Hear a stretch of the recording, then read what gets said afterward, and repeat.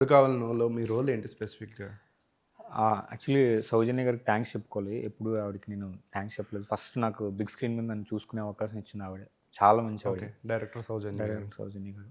Okay. అది చాలా మంచిగా ఆవిడ ఫస్ట్ ఏంటంటే నన్ను ఒక ఎంప్లాయీ క్యారెక్టర్ కోసం తీసుకున్నారు. ఒక సాఫ్ట్‌వేర్ ఎంప్లాయీ క్యారెక్టర్. అందులో ఎంప్లాయీ కూడా క్యారెక్టర్ కోసం తీసుకుంటే ఒక ఆల్మోస్ట్ ఒక 1 వీక్ అయిన తర్వాత ఒకసారి పిలిచారు డైరెక్టర్ గారు. హ్మ్. కోఆర్డినేటర్ గారు వచ్చి డైరెక్టర్ గారు పిలుస్తున్నారు. నీ మీద పెద్ద రెస్పాన్సిబిలిటీ పెడుతున్నారు ఈ రోజు అని చెప్పి అన్నారు. నాకు అర్థం కాల. హ్మ్. డైరెక్టర్ గారు పిలిచి శివ ఇట్రా అని పిలిచి నువ్వేం చేస్తావో తెలీదు, నీ మీద పెద్ద రెస్పాన్సిబిలిటీ పెడుతున్నాను, నువ్వు చేయాలని. ఏంటి మేడం అంటే సాంగ్లో ఒక చిన్న స్పెషల్ది ఒకటి ఉంది, హ్మ్. ట్రాఫిక్ పోలీస్ది, బాగుంటుంది ఆ సీను, నువ్వు చేయాలి నాకు అది అన్నారు. చేస్తాను మేడం అంటే బాగా చేయాలి, చేయకపోతే కుదరదు అది అన్నారు. యాక్చువల్లీ ఫస్ట్ సినిమా కదా, కొంచెం ప్యానిక్ అయ్యాను.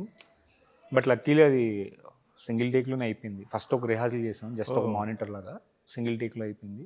కానీ ఆ రోజు మేడం ఇచ్చిన ఎంకరేజ్మెంట్ ఎంతంటే, నేను చేసిన చిన్నదే బట్ స్టిల్ ఆ రోజు సెట్లో అందరూ నన్ను లైట్ బాయ్ కాడి నుంచి అందరూ ప్రతి ఒక్కరు అన్న బాగుందన్న, బాగా చేసాం అన్న, చాలా బాగుంది అన్న.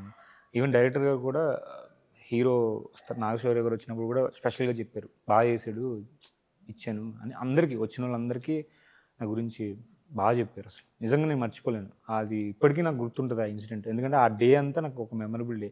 ఎందుకంటే ఇండస్ట్రీకి వచ్చిన కొత్తలో బిగ్ స్క్రీన్ మీద ఒక ఒక ఒక మంచి చిన్నదే బట్ లిటిల్ బిట్టే, బట్ ఇప్పటికీ అది మంచి నాకు ఒక స్పెషల్ గుర్తింపు తీసుకొచ్చింది అది.